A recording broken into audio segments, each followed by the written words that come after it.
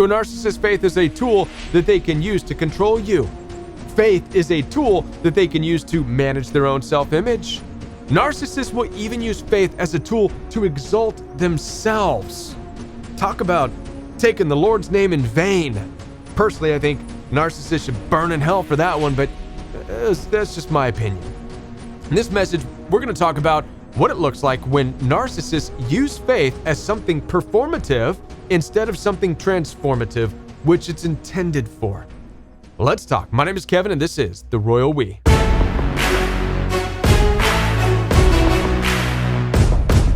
First, we're going to check out a video that's trending, that is absolute garbage and extremely dangerous. Let me know what you think. My personal experience is working with people who are hypersensitive. You genuinely can't excel in life. You really can't excel because everybody and anybody can upset you. Everybody has power over you. Whereas when you're not a sensitive person, you're so you disarm everybody around you because their words don't mean anything to you. My personal experience.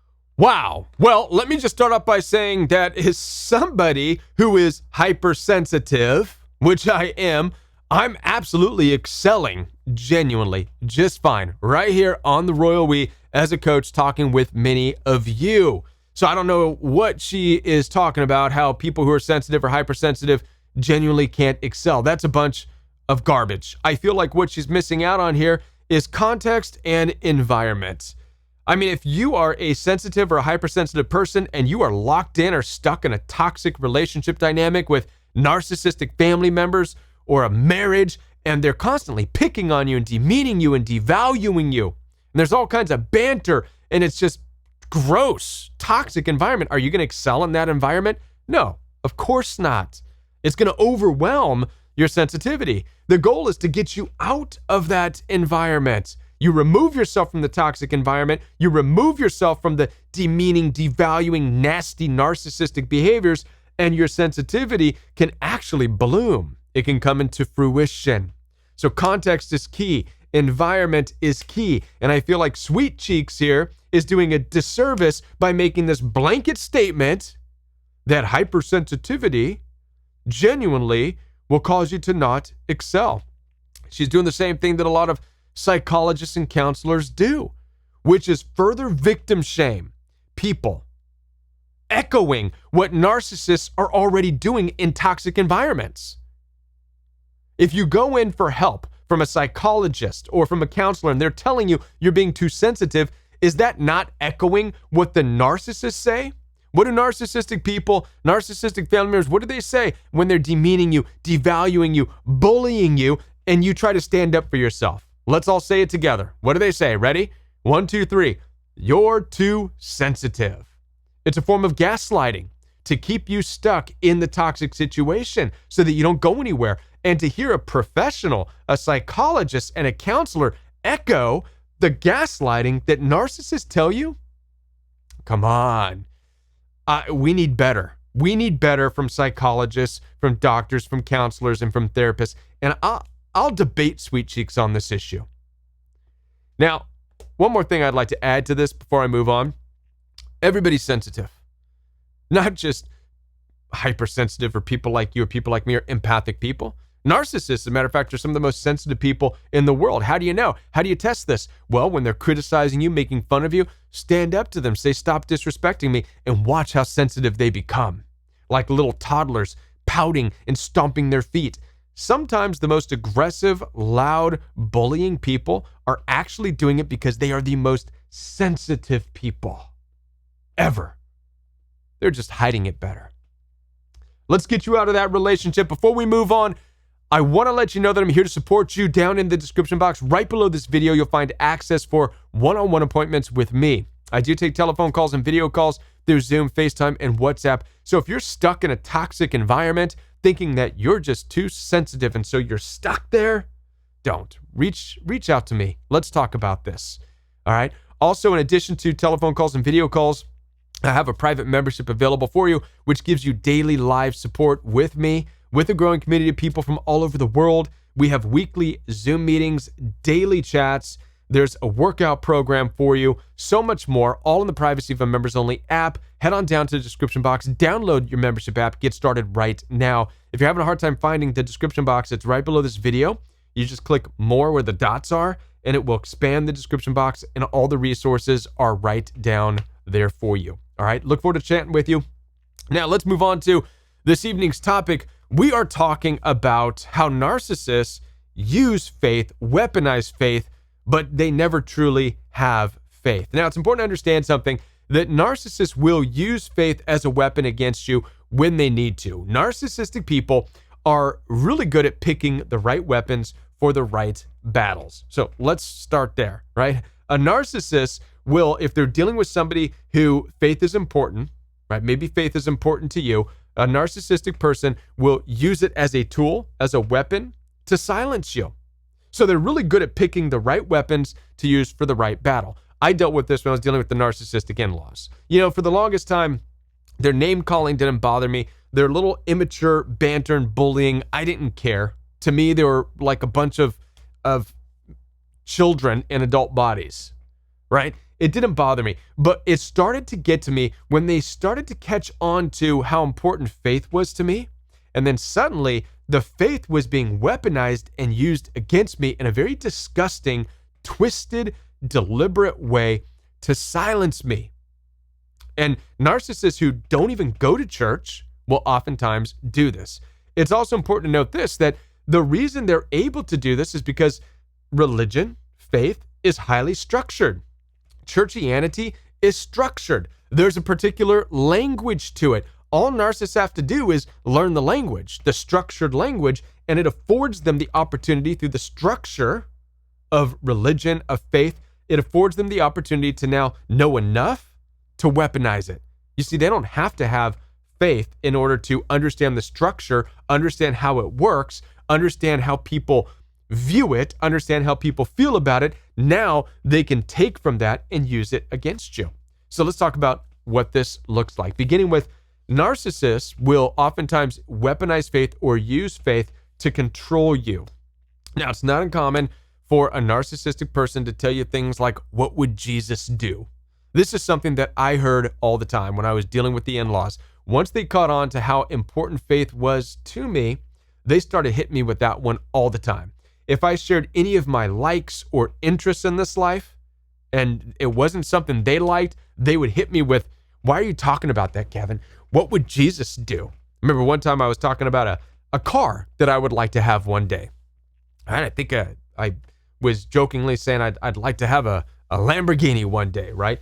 And what would Jesus do, Kevin? What would Jesus do? You see, the reality is we have to remember that narcissistic people hate it when you talk about the things that you enjoy, when you are expressing things that you're interested in, especially if it's things that they aren't interested in.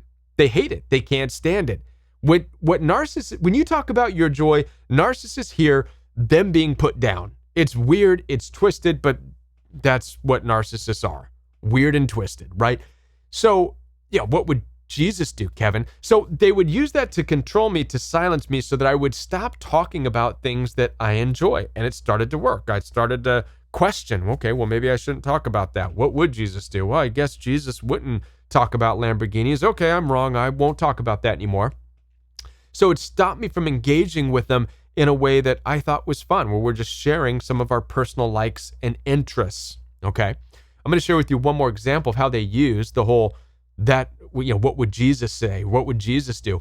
There was one time where I couldn't stand to be in the room with them, with their banter and their picking and the name calling and their little bullying, aggressive behaviors. So I decided to make myself useful that evening when I was with them, and I did their dishes after dinner.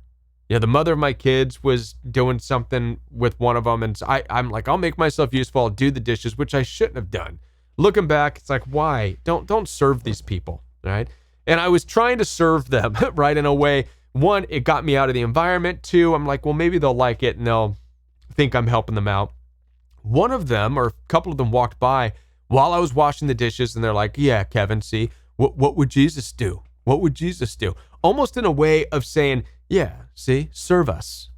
That's what Jesus would do, serve us." And so, again, narcissistic people will use it to try to lock you into a position. They'll use it both negatively to make you feel bad, and then they'll use it positively to lock you into serving them. That's what Jesus would do. Be a good little person. Do our dishes. That's right. Do our laundry. Make our food. That's what Jesus would do. To a narcissistic person, are they talking from a place of faith? Are they really grateful? Are they thankful? No. They're weaponizing it. They're using it as a tool to control you and to control what you do in their environment or around them. All right. Narcissistic people will also use this if you are standing up for yourself. If you try to stand up for yourself against their bullying and their name calling, right? They'll oftentimes say the same thing. Doesn't Jesus say to keep your mouth shut? I heard that one too, right? Doesn't the Bible say, doesn't God say that only fools open their mouth? Yeah, I don't think God says that, right? And this is how you're going to know it's a bunch of baloney that narcissists are just trying to use to control you, because they're going to say things oftentimes that aren't even scriptural. It's not even a biblical thing. Again, it's just part of the language, because narcissists just tap into the structural language of faith. They don't even have to read the Bible. So they say all of these things that aren't even scriptural, but it sounds like it fits within the structure. That's how narcissists use it. So it affords them the opportunity to say things like that. Doesn't God say that only fools open their mouth, Kevin? You shouldn't be standing up for yourself. Don't say anything back. Only fools open their mouth, right? It's like, what? It's so weird, all right? So this is how narcissists will use faith as a tool to control you by making you feel bad, saying things like, what would Jesus do? Are you doing what Jesus would do? Or doesn't God not like people who fight back? Doesn't God say to keep your mouth shut? Doesn't God say to turn the other cheek? Doesn't God say this? They'll take all of these references based on the language, not because they're transformed by what the Bible has to say, but because they're performing it. They're using it. They've taken it as a tool. They've picked the right weapon for the right battle, and they're using it against you. All right. Moving on to how you'll also see narcissistic people use faith as a tool for their own self-image management. It's not uncommon to see narcissistic people sometimes making posts on their social media saying, oh, let's all pray for this person. Let's all pray for that. Let's pray for the city. Oh, it's so sad. This is happening in the city, and this is happening in Los Angeles, and this is happening with the fires in LA. Let's pray for them. Oh, sending prayers for this, praying for you. My heart's breaking. I'm praying, right? What's really sad about this is that these narcissistic people in no way, shape, or form are actually praying. It's lies. They're absolutely lying. And this is what blows my mind, is that they have no fear. They have no fear of God. They have no fear of actually saying these things. I'm praying for this. I'm praying for that. Yet they're not even praying. They're not doing it. They have no fear. This is what makes me feel like, wow, I mean, shouldn't they burn in hell for that? I mean, they're just using it so they look good. They want people to read the post and say, oh, wow, look at this person praying for us. Praying for us. And so it's really sad. It's really pathetic. And it can really make you feel, if you're not careful, like you want nothing to do with faith. When you come across a narcissistic person who is using faith as a tool, making these posts, praying for this, praying for that, and you know that they're just virtue signaling, and that's what it is, really. When they're using faith for their own self-image, it's a form of virtue signaling. They're saying, look at me, look how virtuous I am. It's taking the Lord's name in vain. And by the way, the Bible does say, thou shalt not use the Lord's name in vain. And for those of you who don't know what that means, that's exactly what it means. It's what narcissists do. It's when they say, oh, I'm going to pray for this and I'm praying for that, when they're not praying at all. That's using the Lord's name in vain. That's saying, look at me. That is them managing their own self-image in the right place at the right time so that people can think that they look good. All right. Moving on to the last one, which is they will exalt themselves. They will exalt themselves. Now, narcissistic people will in fact do this subtly, but they'll do it aggressively. How they exalt themselves, right, is by oftentimes saying things like, I'll be sure to pray for you. You obviously need work on your heart. And I used to hear this too when I was done with the narcissistic in-laws. And I told them, look, stop contacting me. We don't need to be together. I'm leaving. I'm separating our families because this is crazy, right? One of the things I heard from them was, I'll be sure to pray for you. I'll be sure to pray for you, right? That's a way of exalting themselves. One of them actually reached out to the mother of my kids at one point and said, basically, what did they say? Oh, you know what? I forgive Kevin because God tells us to forgive people, right? They're exalting themselves. And narcissistic people will in fact do this. They'll exalt themselves in this position of moral superiority over you, saying, I'll be sure to pray for you. I'll be sure to pray that God does a work in your life because you're not serving their needs, or you're whatever the case may be. All right. These are the three typical things that you'll see narcissists do, where, again, they're not people of faith, but they are people who use faith. And it can be very dangerous if you're not yet aware of it. And that's why I'm making this video, so you can be aware of it, at least these three examples. Now you know, okay, listen, I'm not dealing with people who even believe in God. I'm not dealing with people who even have faith. They are empty shells of people who have strategically decided to grab on to the language of faith and use it and weaponize it. Once you realize what you're dealing with, it's time to stop engaging. All right? I mean, that's 2 Timothy type stuff, right? You want nothing to do with people who have no true faith but use it. If they're not even studying the Bible, they're not even going to church, but they're using the language, stay far away from these people, right? And by the way, I don't mean to say that you have to go to church, because the reality is church is oftentimes filled with these people, especially nowadays. So, but you can definitely tell the difference between somebody who is transformed through faith. Their life is transformative. Their faith is transformative. And they're speaking out of a place of wanting to see transformation take place from faith. You'll be able to tell the difference between that and somebody who's using faith to perform. Somebody who's using faith like a narcissist does to put you down, to control you, to exalt themselves in the situation, to put on their own self-image. You'll clearly be able to see the difference. All right. If you're dealing with narcissistic people who are performing through faith, they're using it as a weapon against you, do not hesitate to reach out to me down below.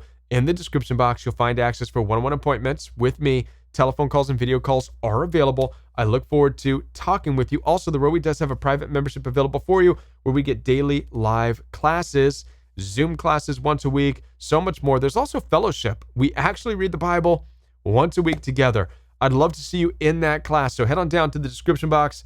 I'll be back with more videos for you right here on the Royal We. If you're brand new to the channel, hit the like button, hit the bell notification so you don't miss any future Royal We content. Subscribe to this channel and check out one of these videos recommended by the YouTube algorithm. I'll be back with more right here on the Royal We. Bye.